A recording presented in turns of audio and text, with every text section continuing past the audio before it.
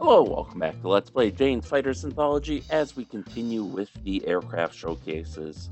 So today we'll be messing about in the Pro Editor a little bit. So some background. I have tried to record this mission 3 times now. This is the third time. The first one ended up going fairly well. Uh, Actually, way better than expected because we got jumped by all the enemy aircraft because the Phantoms didn't arrive in time. Um, and we managed to take them out the second time. Well, I'll get into the second time later. But so here's our mission. Today's showcase is the F-105 Thunderchief. So we're taking off from a base on the corner of the Vietnam map that's supposed to represent a base in South Vietnam. We're flying over the border to where North Vietnam is staging a mechanized force to attack the south, and we'll be bombing it to smithereens. And you can a technique I learned recently, well, a couple weeks ago now, but let me pull up the comment here so I can give due credit to where it is due.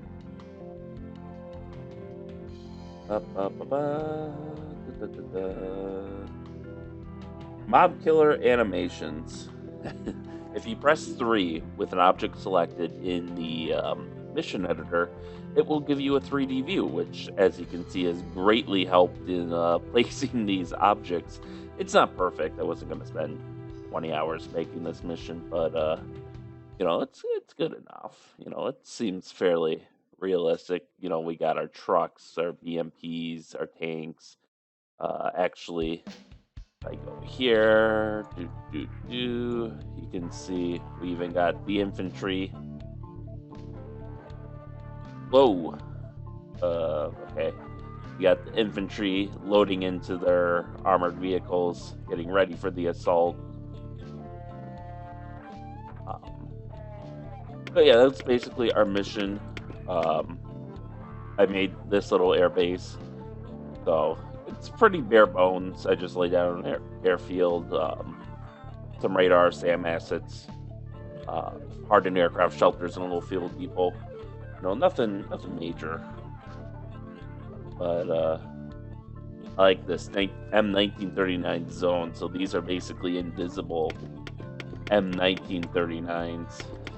In fact, do they? Okay, so it does. Actually, a fairly big threat range, all things considered.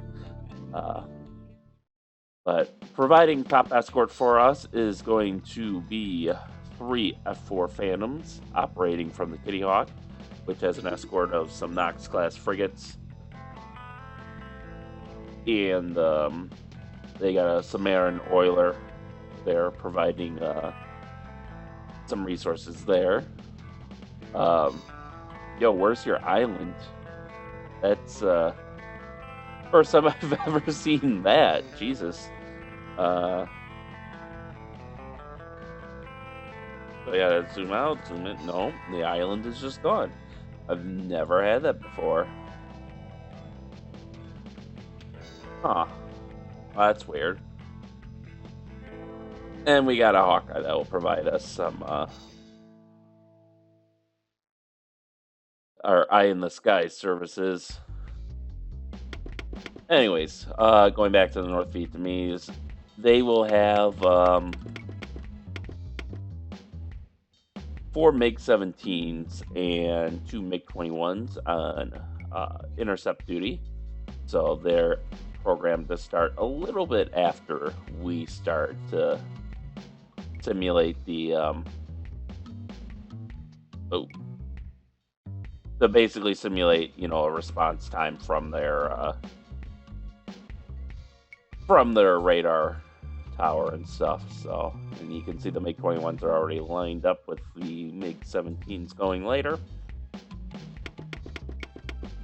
Now, some background. So, like I was previously mentioning, this is my 3rd time running this mission, or trying to, anyways. The first time was very successful, but I ended up destroying all the enemy aircraft, which was sure something.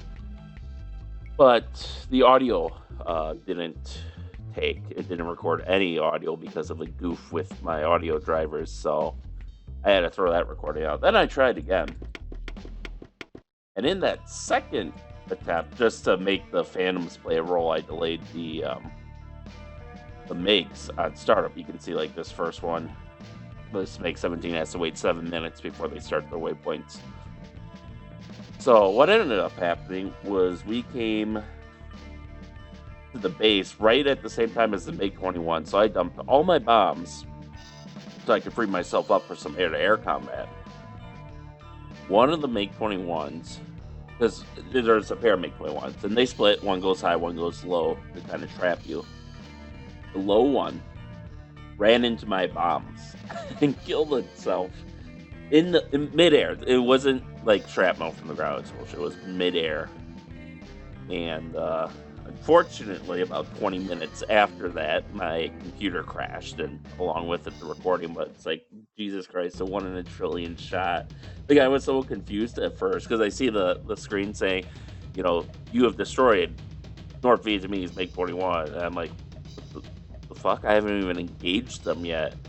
And then after that point, after that thought, is when the bombs started going off on the ground. And that's when I realized what had happened. And it's like, oh, shit. But, yeah, unfortunately, I lost that recording. And I'll probably never pull off such a feat again. But so, that is our mission. And that's the background of this, of my attempts to actually record this mission. So we're just going to get right in at this point. So as far as bomb loads, you can see we're kind of set up in a wild weasel roll. I think I'm going to do the same thing I did last time because that ended up working pretty well. Because I don't think I can take, yeah. So we're going to do a 7-pack Mark 82s, a pair of 6-packs of Mark 82 high drag, and then I think I was able, no, that's not what I wanted. Here we go. And then we can take 4 Mark 20 Rockeye cluster bombs. And this is the loadout I went with last time. And what I had dropped was the 7-pack and the 2 6-packs. So that was 19 500-pound bombs saturating the area, which pretty much wiped the base out in one hit, too. But our first big challenge will just be trying to get our ass off the ground because the F-105 is not a light boy. In fact, I'm not 100% sure, but I think for a while, until the F-35, it was the heaviest single-engine fighter on the planet. And it had a very powerful engine to go with it, so it was still usable, but it definitely leads to some design compromises. So that's what we're going to do. We're just going to go with internal fuel. It should be enough for this sortie. We might cut it a little close if we get drawn into a prolonged air conflict, but otherwise it should be in and out. Alright, let's kick the tires and light the fires. So, takeoff is, like I said, our first trial because it needs a lot of speed to get off the ground. But too much speed and you blow out your tires, so that's probably good enough. Oh, come on. There we go.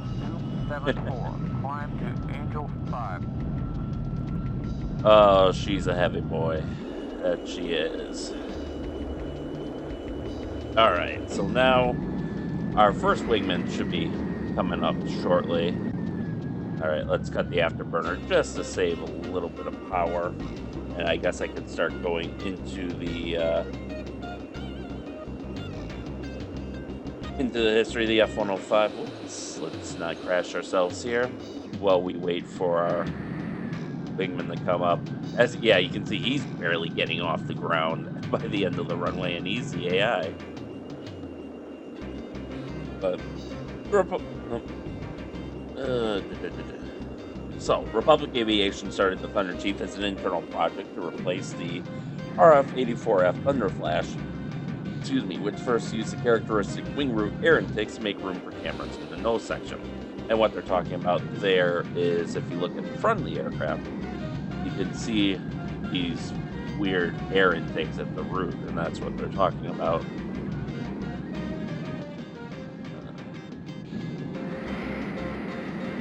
All right, so he's not even up to the runway yet. The design team, led by Alexander Kartfelli, examined some 108 configurations before settling on a large single-engine Advanced Project 63 fighter bomber experimental configuration, AP-63FBX, specifically AP-6331. The new aircraft was intended primarily for supersonic low-altitude penetration to deliver a single internally carried nuclear bomb. The emphasis was placed on low-altitude speed and flight characteristics, range, and payload. The aircraft would be fitted with a large engine and a relatively small wing with a high wing loading for a stable ride at low altitudes and less drag at supersonic speeds. Traditional fighter attributes such as maneuverability were of a secondary consideration. Enthusiastic at first, the United States Air Force awarded Republic with a contract for 199 aircraft in September of 1952. However, by March 1953, the United States Air Force had reduced the order to 37 fighter bombers and 9 tactical reconnaissance aircraft, citing the approaching end of the Korean War. By the time the F-105 mock-up had been completed in October of 1953, the aircraft had grown so large that the Allison J-71 turbojet intended for it was abandoned in favor of the more powerful Pratt & Whitney J-75. Anticipating a protracted development of the engine, it was expected that the first aircraft would use a smaller Pratt & Whitney J-57. Near the end of 1953, the entire program was canceled by the United States Air Force due to a number of delays and uncertainties regarding the aircraft.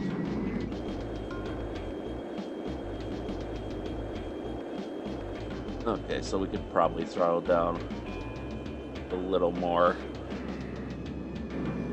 and get a little more altitude there. However, on the 28th of June 1954, the United States Air Force officially ordered 15 F-105s in the form of 2 YF-105As, 4 YF-105Bs, 6 F-105Bs, and 3 RF-105Bs under weapon system designated WS-306A.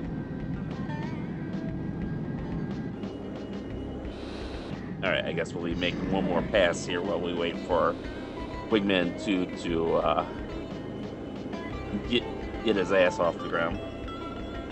The YF-105A prototype first flew on the 22nd of October 1955, with the second YF-105A falling on the 28th of January 1956. In spite of being powered by the less potent J-57 P-25 engine with 15,000 pounds force of afterburning thrust, the first prototype attained the speed of Mach 1.2 on its maiden flight. The J-75 was expected to generate 24,500 pounds force with the afterburner.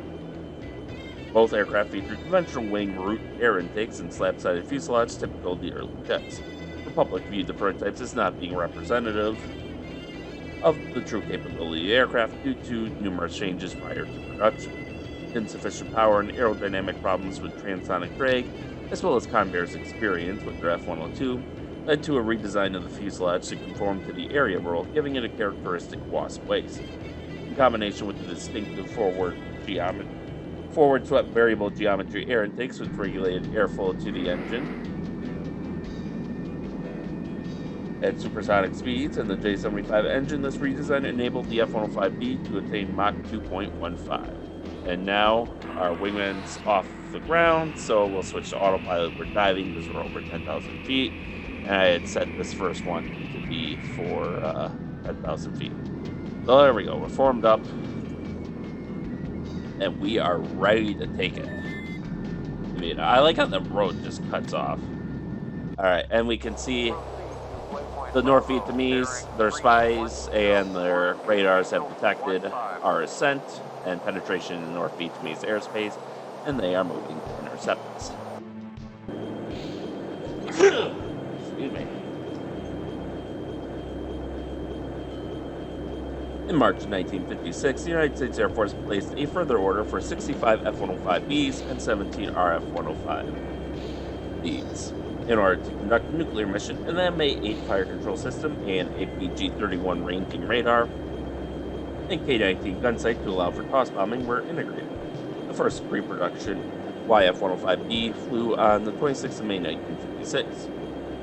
5 of the F-105C trainer aircraft. Let's disable the autopilot, and we're going to maintain a high speed, because I would like to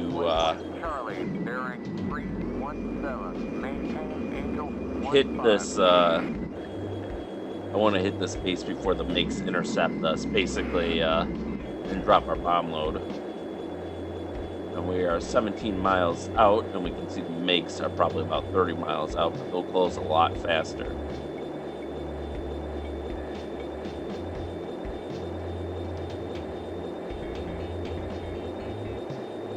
First pre-production YF-105B flew on the 26th of May 1956, and 5 of the F-105C trainer variant were added to the procurement plan in June 1956 before being canceled in 1957. The F-105 reconnaissance variant was canceled in July of 1956 as well. First production F-105B was accepted by the Air Force on the 27th of May 1957. In June of 1957, Republic Aviation requested that the F-105B named Thunderchief, continuing the sequence of the company's Thunder-named aircraft, such as the P-47 Thunderbolt, the F-84 Thunderjet, and the F-84F Thunderstreak. The United States Air Force made the name official a month later. And now you can see they are less than 20 miles out, so we're going to kick in the afterburner so we can make our attack on the facilities here before the MiGs intercept us. And you can see the timing is going to be really tight here.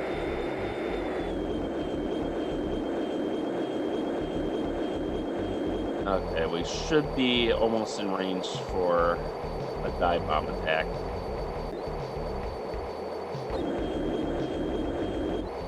Okay, now we're in visual range.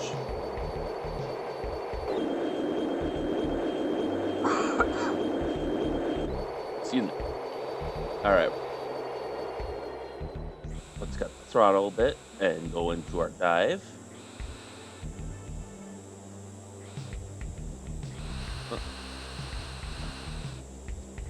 There we go, we're not steep enough. There we go. Whee! Oh, that is the worst dive bombing attack ever, but...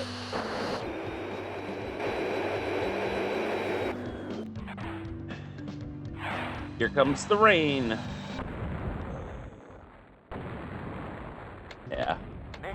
And while I had high hopes, we did not manage to nab a MiG-21 in air with a bomb this time. Oh, there they are. Alright, they're,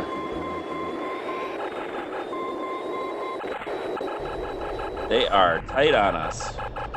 So let's dive. I want to give my wingman time to get on their rear.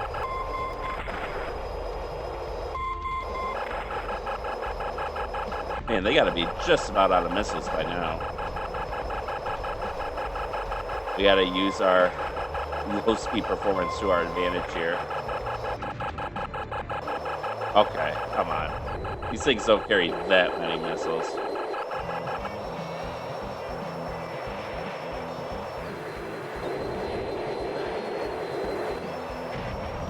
Uh, 56 knots. They're actually outranging us a little bit.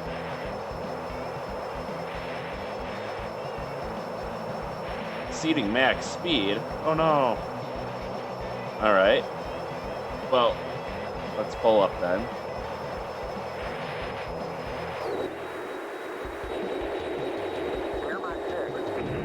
Ow.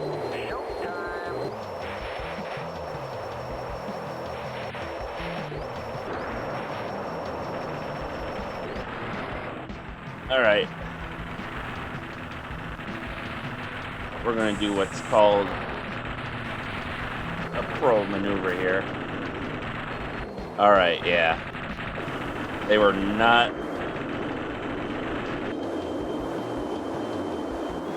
They were not able to cope with that turn. Of course, now I lost all my... Oh, they're braking.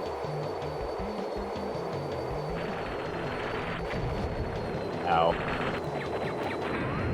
Come on, where are my wingmen? There we are. Now they're breaking. Yeah, this is not an aircraft I would expect to do well in a 1v1 dogfight, especially since we still have those cluster bombs loaded too. But now that we're on his tail,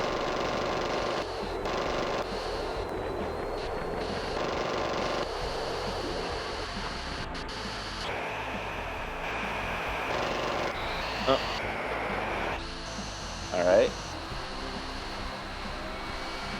Damn, this guy's good. It's been a while since I've seen the AI maneuver this competently, but that'll slow him down a bit. Just gotta make sure not to crash myself here. Where'd he go? Is he under me? Yep, there he is.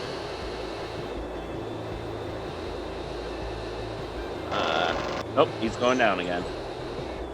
Right as I'm lining up my shot.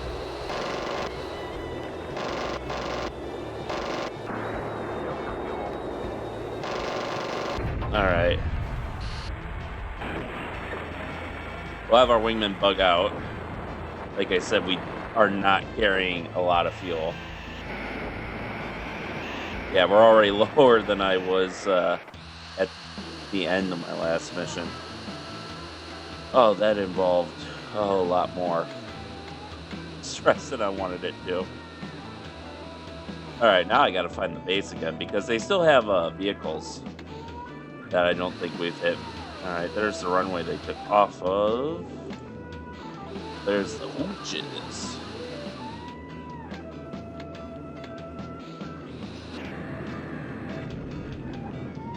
It sounds like anti-aircraft fire. Nope, SAM fire, I guess, maybe.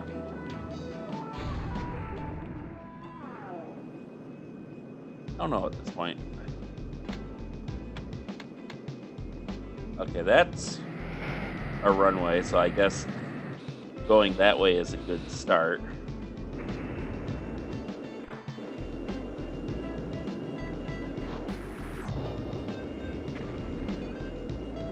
I think that's SAM fire. Oh, someone took down our one of our wingmen here.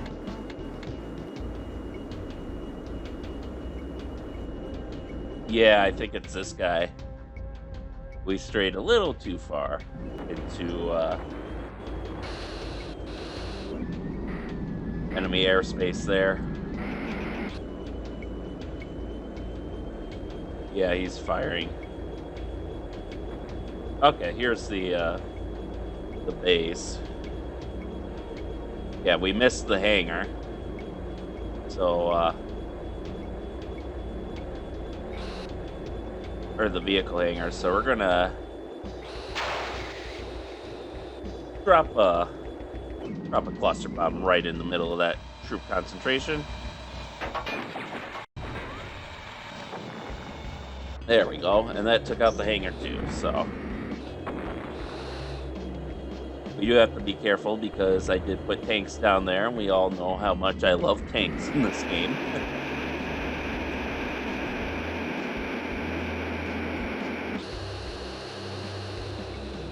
Alright, so probably a bomb there, a bomb there, and a bomb there.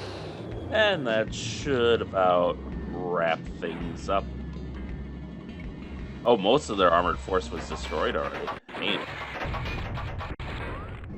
Yeah, so I think they have just this guy left now. Maybe it's a couple soldiers, but they're a lot less of a threat without the armored vehicle supporting them.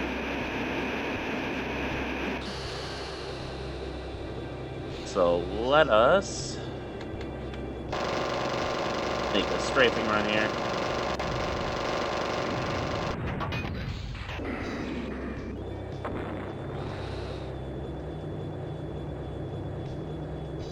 Yep, I'm not seeing any more targets, so I think that's mission accomplished. Alright, we should have just enough fuel to get back to base.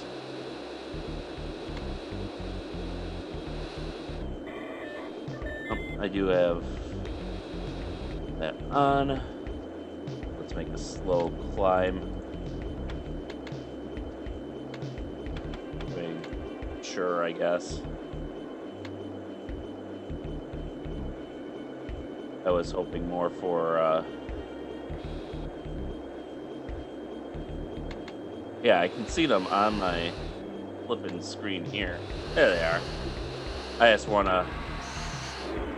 I want these guys to land and see if the Kitty Hawk is still missing her island, but looks like these guys managed to successfully deal with the MiG-17s. Inbound to waypoint Foxtrot, bearing 117. Maintain Alright, Angel we'll set time 15. compression back to nominal.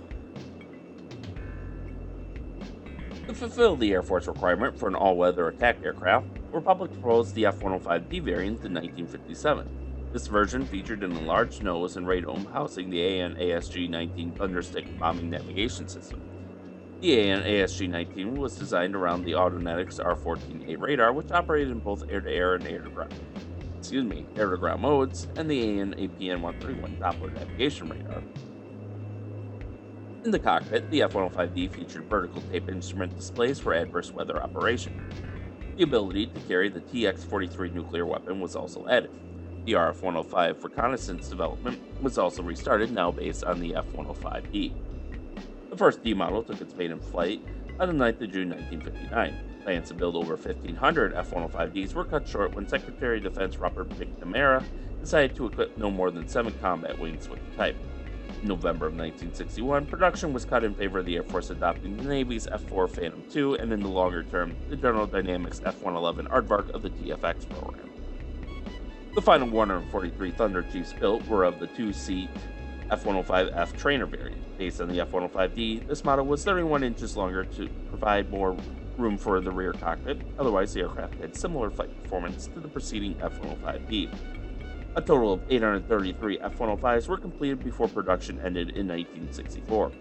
The F-105 had been designed for a short nuclear campaign, leading to shortcomings that became evident in the lengthy conventional wars, such as a poor hydraulics layout and fuel tanks that were not self-sealing. Subsequent upgrades improved the reliability and weapons capacity of the existing F-105Ds. In response to the surface-to-air missile threat experienced in the skies above Vietnam, dozens of F-105Fs were converted into anti-radar Wild Weasel aircraft, culminating in the F-105G. The F-105 was a mid-wing monoplane with a 45-degree swept wing and tail surfaces. The single engine was fed by 2 intakes in the wing roots, leaving the nose free for a radome housing the multi-mode radar. The fuselage provided room for 1,184 U.S. gallons of fuel and an internal bomb bay. The bomb bay measured 15 feet 10 inches by 32 inches by 32 inches. Also, I just want to note how it's got a angled design here, so we're in level flight, but you can see the nose is still canted slightly upwards versus the horizon there, which is really interesting. The bomb bay was designed originally to carry a single nuclear weapon, but typically held an additional 350 US gallon fuel tank. It featured 4 underwing and 1 centerline pylons. The 2 inner wing and centerline pylons were capable of accepting fuel from 450 and 650 US gallon drop tanks. 2 outer dry stations were wired for bombs or missiles. 1 M61 Vulcan 20mm 6-barrel Gatling-style cannon was installed on the left side of the nose. A short-range AIM-9 Sidewinder air-to-air missile could be carried on each of the outer wing pylons.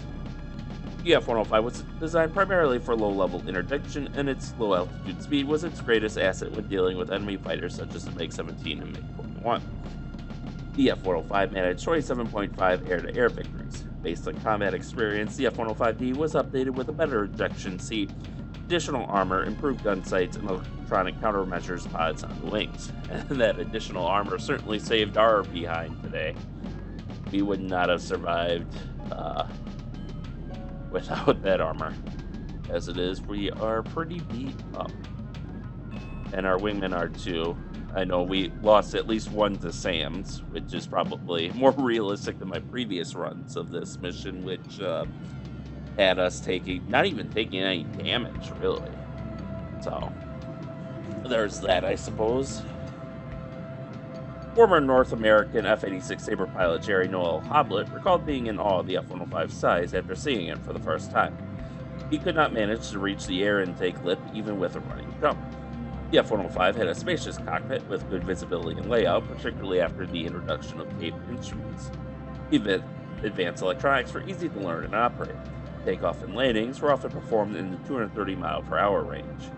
Spoilers provided good roll control at all speeds and the distinctive 4-pedal air brakes, which also opened slightly when the afterburner was engaged to allow for larger flow of exhaust gases, were highly effective even at supersonic speeds. Loss of control due to a spin or complications of adverse yaw required deliberate effort from the pilot, and spontaneous spin recovery was rapid.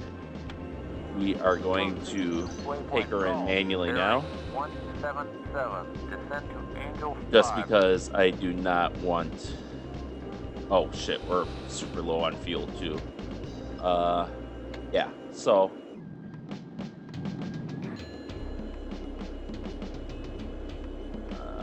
Not that low, I suppose, but still.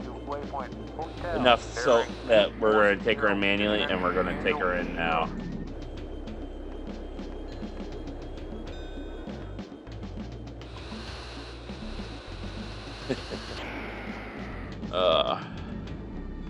Wonder if they hit my fuel tank.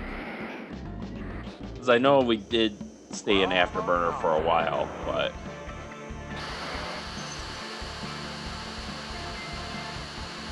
So here the trick is to not come in too hard or too fast, which is very hard. It gives you a very narrow ability for a safe landing. Because you come in too fast, your tires blow out. You come in too hard, you compromise the airframe, and it just collapses on you. So I think we want to do Clear to land. under at least...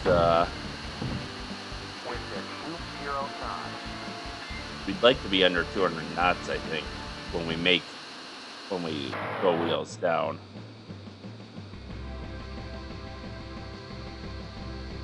But we also got to keep an eye on our descent rate.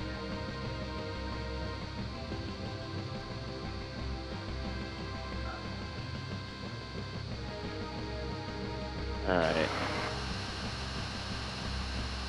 Pull the brake out again.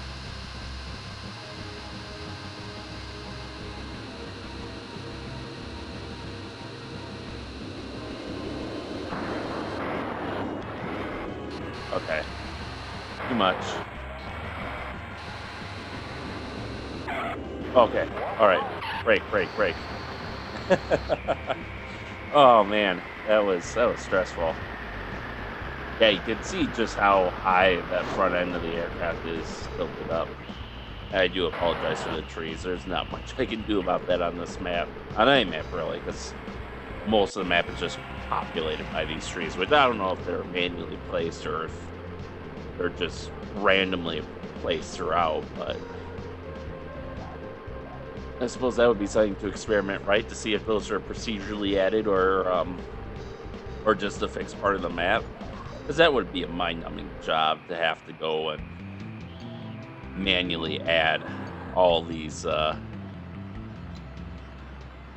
aircraft. Alright, so we should have... Yeah, we'll have enough fuel to taxi. Played it very close, but at the end of the day, we came out on top. Yeah, it doesn't look like our other wingman made it back, so I'm guessing he either ran out of fuel or more likely he succumbed to the SAM site. Unfortunate, but F-105s did suffer a high attrition rate, so like I said, this is more realistic than my previous runs where, yeah, we barely suffered a scratch on this mission. I mean, as it is, I should have put AAA and SAM sites around that base too, but I didn't. I figured the MiGs would be enough of a challenge, and this time I was right.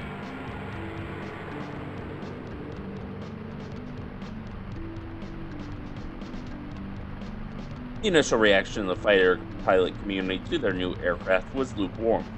Between its massive dimensions and troubled early service life, the F-105 had garnered another of uncomplimentary nicknames. In addition to the aforementioned Thud, Nicknames included Squat Bomber, Lead Sled, and the Hyper Hawk and/or Ultra Hawk.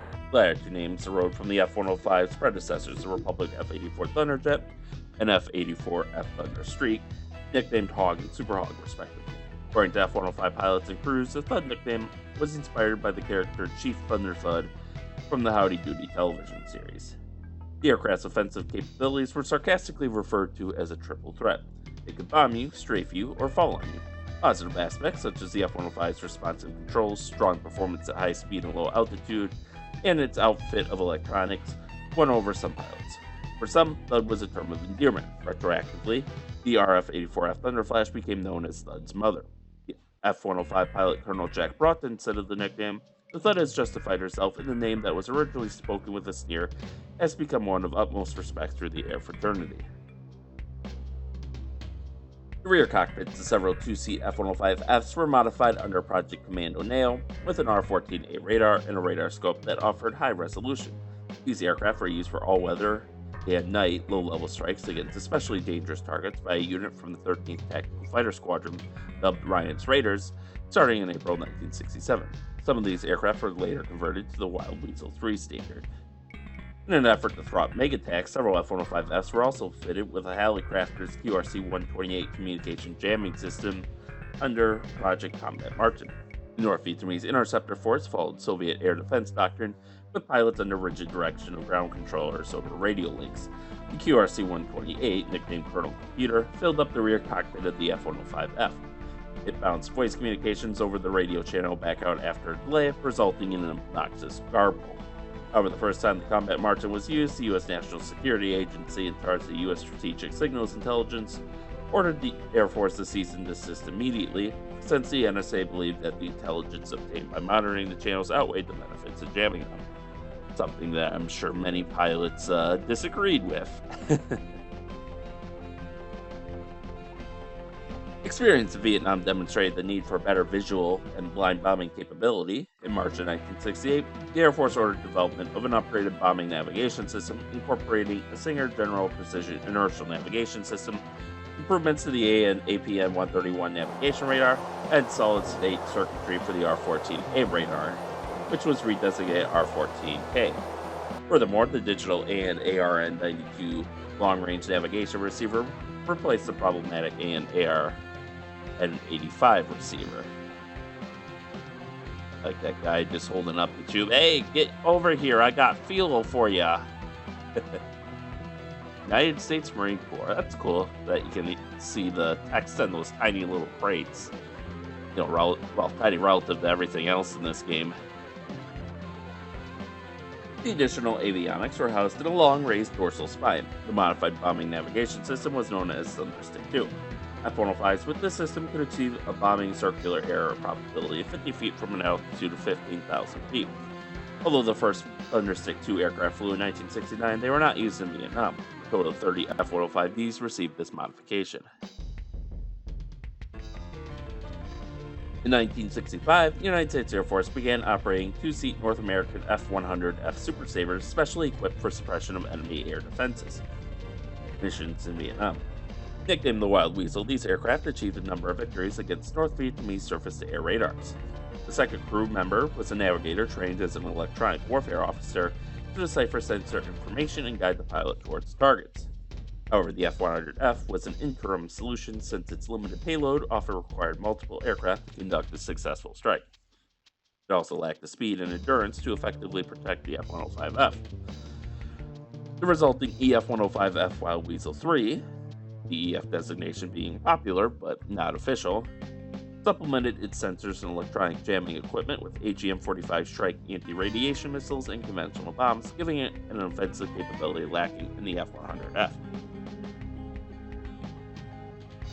The first of these aircraft flew on the 15th of January 1966, and they began arriving in Southeast Asia in May, flying their first mission on 6th of June 1966, with 5 assigned to the 13th Tactical Fighter Squadron at Royal Thai Air Force Base and 6 more to the 354th Tactical Fighter Squadron at Takli, Royal Thai Air Force Base.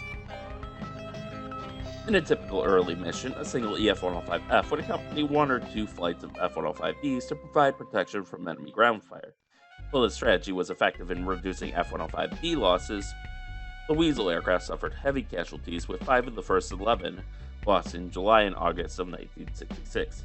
Attacks into high-risk environments saw the Weasels operating in Iron Hand hunter-killer flights of mixed single-seat and two-seat Thunderchiefs, suppressing side-steering attacks by the strike force and attacking others en route. In the fall of 1967, EF-105S began to be upgraded to the definitive Wild Weasel Thunderchief F-105G. The F-105G incorporated a considerable amount of new seed-specific avionics, including an upgraded radar homing and warning system, which required a redesign of the wingtips. To free outboard hardpoints for additional weapons, Westinghouse and AL-105 electronic countermeasures were permanently installed in 2 long blisters on the underside of the fuselage. 30 aircraft were fitted with pylons to carry the AGM-78 standard anti-radiation missile.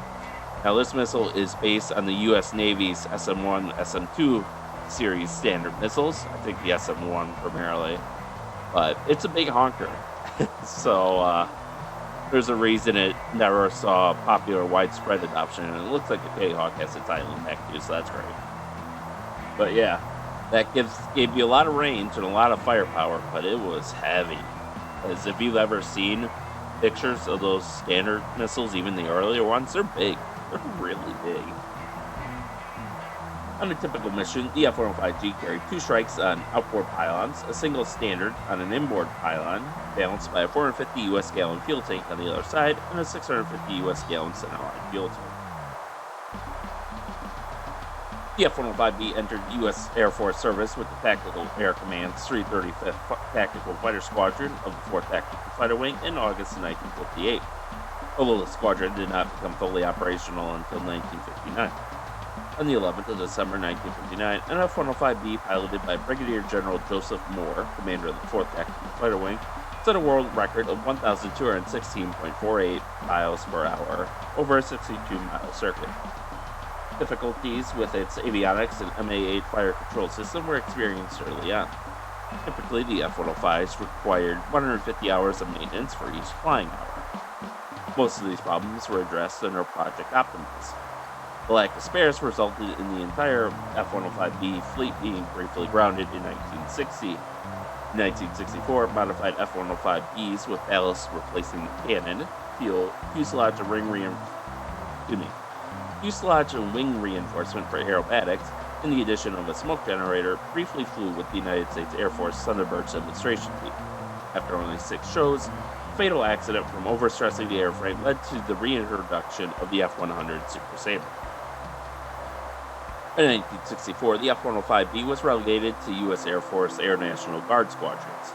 It was replaced in frontline service by the definitive F-105B, whose advanced NASA R-14A radar and AN/ASG-19 Thunderstick fire control system gave it all-weather capability.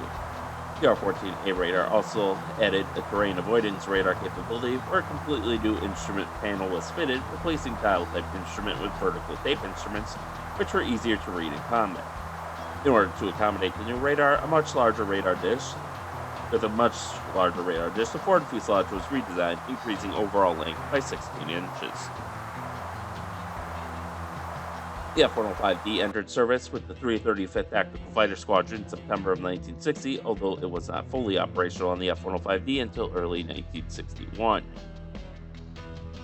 The first overseas F-105 units formed in West Germany in 1961 with the 36th Tactical Fighter Wing at Bitburg Air Base in May and the 49th Tactical Fighter Wing at Spangdahlem Air Base in October.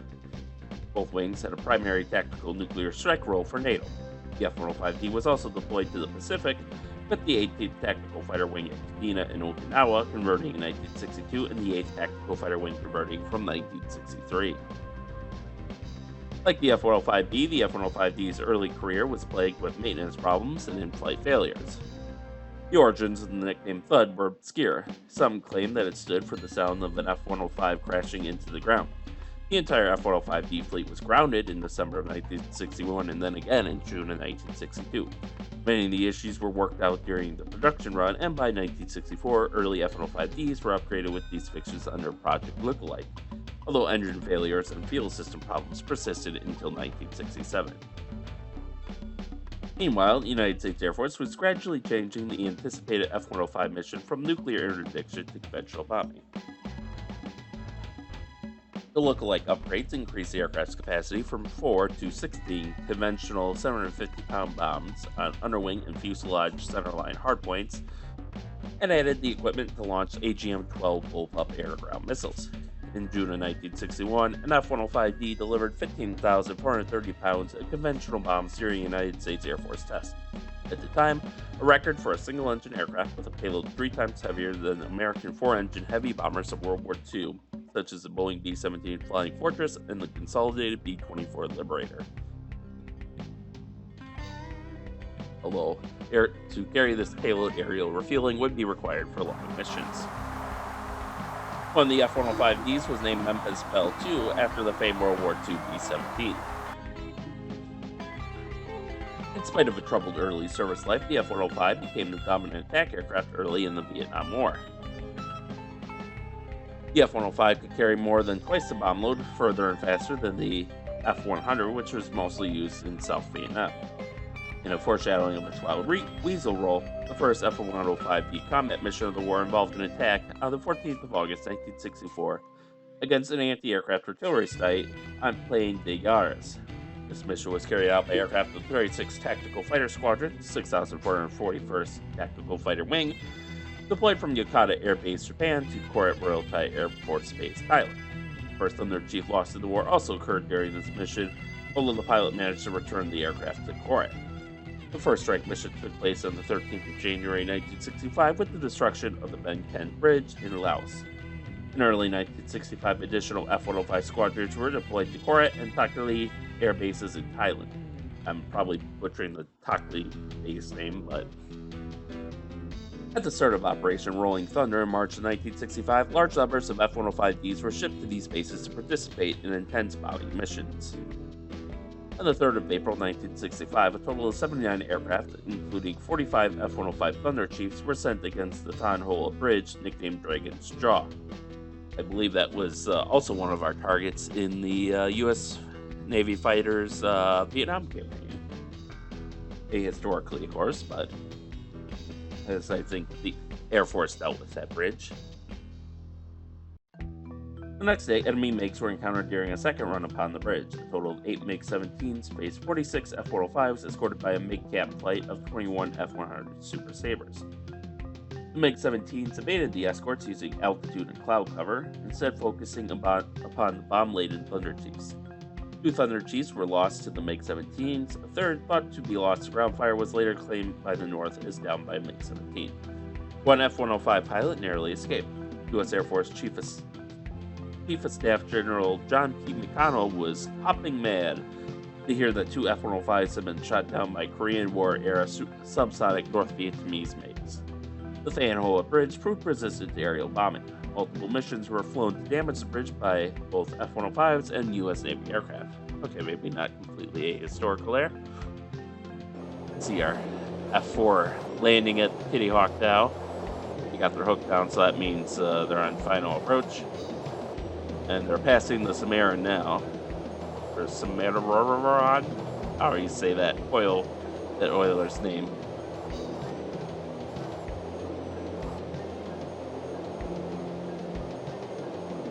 On the 24th of July, 1965, 4 U.S. Air Force McDonnell F-4C Phantoms took part in an airstrike against the Dien Bien Phu munitions storage depot and the Langchi munitions factory west of Hanoi. 1 was shot down and 3 were damaged by SA-2 missiles. After 2 days, President Johnson gave the order to attack all known SA-2 positions, which had been discovered outside the 30-mile exclusion. On the morning of the 27th of July, 48 F-105s participated in the Operation Spring High attack, but the Vietnamese knew U.S. aircraft were coming and had set up many 23mm and 37mm anti-aircraft guns at the site.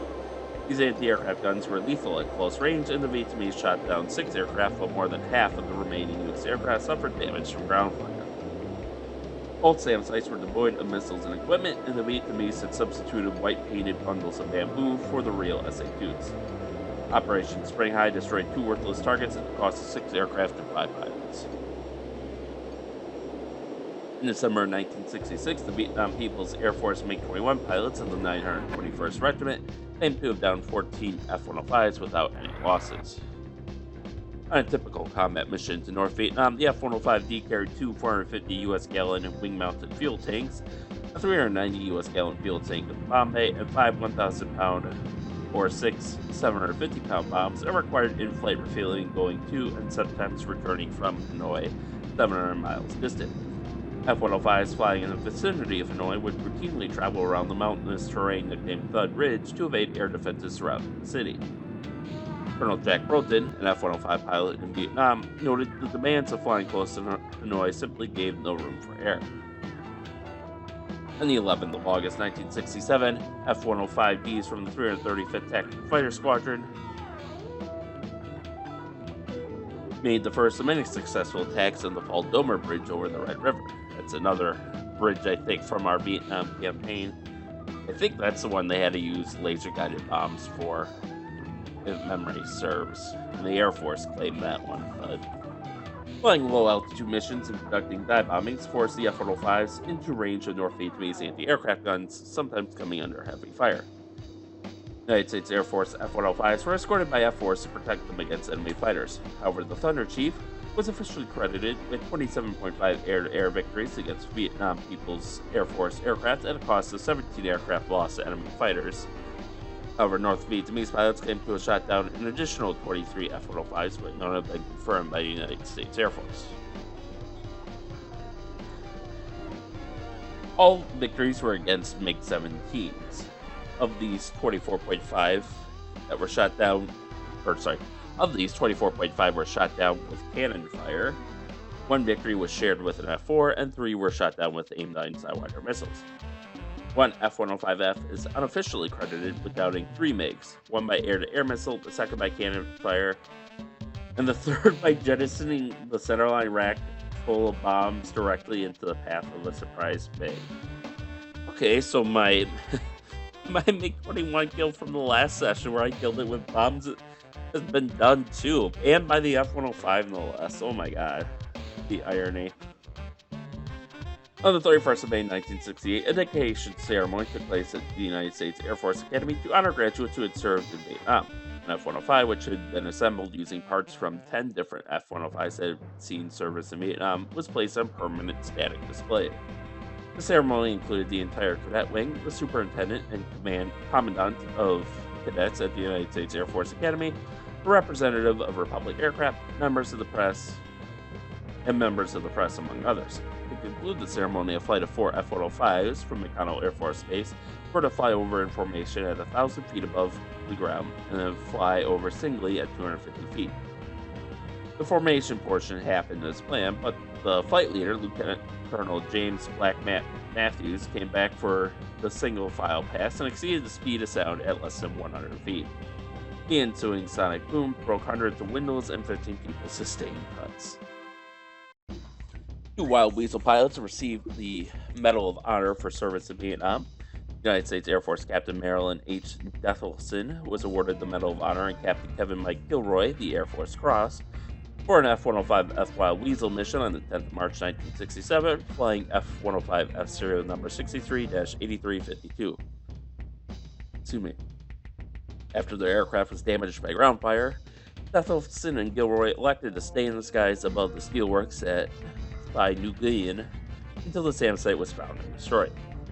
United States Air Force Captain Leo K. Thorsness was awarded the Medal of Honor, and Captain Harold Johnson the Air Force Cross for an F-105F Wild Weasel mission on 19th of April 1967, flying F-105F serial number 63-8301. Thorsness and Johnson protected an attempted rescue of another Wild Weasel crew that had been shot down, in the process destroying 2 MiG-17s. After running out of ammunition, Thorsness and Johnson continued to act as decoys to draw the MiGs away from the rescue aircraft. As production of F-105s had ended, the type was replaced in the Vietnam War by other aircraft, primarily the F-4 Phantom II. In October 1970, the 355th Tactical Fighter Wing, which was based at Tak Lee Royal Thai Air Force Base, Thailand, and was the last F-105D unit in Southeast Asia, began to return to the U.S. The F-105G Wild Weasel version soldiered on until the end of the war. They are gradually replaced by the F-4G Wild Weasel force. The Thunderchief was rapidly withdrawn from USAF service after the end of the Vietnam War.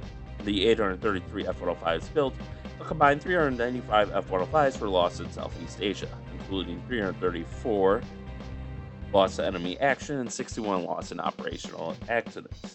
Following the war, the U.S. Air Force began transferring the remaining aircraft to the Air Force Reserves and Air National Guard units. By the late 1970s, these aging Thunderchiefs were becoming difficult to maintain. The last F-105Gs with the 128th Tactical Fighter Squadron of the Georgia Air National Guard were retired on the 25th of May, 1983. The last flight of the F-105 Thunderchief was by the Air Force Reserve 466 Tactical Fighter Squadron with F-105Ds on the 25th of February, 1984. Brief overview of the variants. YF-105A and YF-105B were pre-production variants with the Pratt & Whitney J57 and J75 respectively. The F-105B was the initial production model with the A and APM-105 navigational radar. 10 test aircraft were built from reallocated RF-105B airframes. Test aircraft. There were 3 test aircraft built from reallocated RF-105B airframes, and these were given the designation JF-105B. The RF-105B was a proposed reconnaissance version, but none were completed. The F-105C was a proposed dual-control trainer, canceled in 1957. The F-105B was the definitive model, all-weather capability, and included an A and APM-131 navigational radar with 610 built. The RF-105D was a proposed reconnaissance variant of the F-105B, which again was not built. The F-105E was a proposed trainer version of the F-105D, which was canceled in 1959. Then we had the F-105F, which was a 2-seat trainer version of the F-105D. The EF-105F, which was the initial designation for the Wild Weasel aircraft. And the F-105G, which was a 2-seat Wild Weasel and an improved version of the EF-105F. And then finally, the F-105H was a proposed upgraded 2-seat variant based on the F-105F with a larger wing with folding wingtips nose, larger vertical tail, larger stabilizer, and modified landing gear, and it was never built. The United States Air Force and its associated divisions like the Reserves and Air National Guard were the only operator of the F-105. And as far as the final dimensions for the aircraft go for the F-105D, keep in mind the F was, I think, 32 inches longer. The F-105D had a length of 64 feet and 4 3/4 inches, a wingspan of 34 feet, 11 1/4 inches, a height of 19 feet, 8 inches, an empty weight of 26,855 pounds, a gross weight of 35,637 pounds, and a max takeoff weight of 52,838 pounds. Power plant was one Pratt & Whitney J75P-19W afterburning turbojet engine with 14,300 pound-foot of thrust and up to 26,500 pound force with afterburning water injection. We use foot-pounds a lot at work, so that's why I confuse pounds force with pound-foot so much. It should be is foot-pounds, but maximum speed was 1,210 knots, or Mach 2.1, at 35,000 feet. Combat range is 676 nautical miles, a ferry range of 1,917 nautical miles. Service ceiling of 48,500 feet, rated climb of 38,500 feet per minute. A time to altitude of 35,000 feet is 1 minute 42 seconds, and a thrust to weight ratio of 0.74, which honestly isn't that bad, all things considered for this aircraft. Armament include one 20mm M61A1 Vulcan 6-barrel Gatling cannon with 1,028 rounds, 5 hard points, 4 under the wing and 1 centerline pylon station, plus an internal bomb bay with a capacity of up to 4,000 pounds of ordnance, with provisions to carry combinations of Lau-32 or Lau-59 rocket pods, AIM-9 Sidewinder missiles, AGM-12 bullpup missiles, AGM-45 strike missiles, the I forget the designation, but the standard anti-radiation missiles on the Wild Weasel variants at least. M117 and Mark 80 series general purpose bombs, M118 demolition bombs, B28 and B43 nuclear weapons, which could be stored internally, and the B57 and B61 nuclear weapons, which could be carried externally, and cluster munitions of various types, including the CVU-24. Avionics includes the NASR R-14A radar, the AN-ASG-19 Thunderstick fire control system, and the AN-ARN-85 Lauren, or the AN-ARN-92 in Thunderstick 2 modified aircraft. So that is the overview of the F-105 Thunderchief. It's had didn't even have that long of a combat history. It was just the Vietnam War, but it served a lot in the Vietnam War. Well, that's why this one's so long. Both our wingmen died, unfortunately. We took quite a bit of damage ourselves. We destroyed 10 armored vehicles, maybe wingman 2 had some more kills. We killed 6 squads of infantry, destroyed 7 buildings, and we got credit for 1 MiG-21 kill, with our wingman getting the other MiG-21. They did 170, or sorry, that's our hit percentage. We did 174 points of damage with a 22% hit rate on our cannon. Our wingman had a 3% hit rate with 28 points of damage. And we did 1,726 points of damage with our bomb with a hit rate of 56%. Understandable considering we were dropping from 10,000-15,000 feet, and we were dropping the 6-packs and 7-packs, so those spread to cover the whole area. So not all of them are going to be hits. On us, there were 8 air-to-air missiles on us, and we managed to spoof each and every one of them with flares. I was actually surprised with how few flares it took for some of them. It was just 1 flare, done. 1 flare, done. 1 flare, done. So, alright, so each one could carry 4. I guess that's what we're taking out of this. And then they had a 9% hit rate on us for 162 points of damage. Okay, so they did almost as much damage as I did. That shows the disparity in hit points between our aircraft and the MiG-21. I also consider, I think, I don't know how the game presents it, but if they're using the 23mm, 23 is probably around the equivalent to the 20mm, maybe a little more damage. I guess it depends on length and propellant and all that. But obviously something like the 37mm can simply carry a larger explosive charge, and that would, I know the MiG-17 carried it. I don't think the MiG-21 carried it, but that would have messed us up for sure. And no AAA on us. Apparently, I guess our wingman, what I'm reading from this is our wingman ran out of fuel. Or at least wingman 1. We saw wingman 2 took a SAM hit.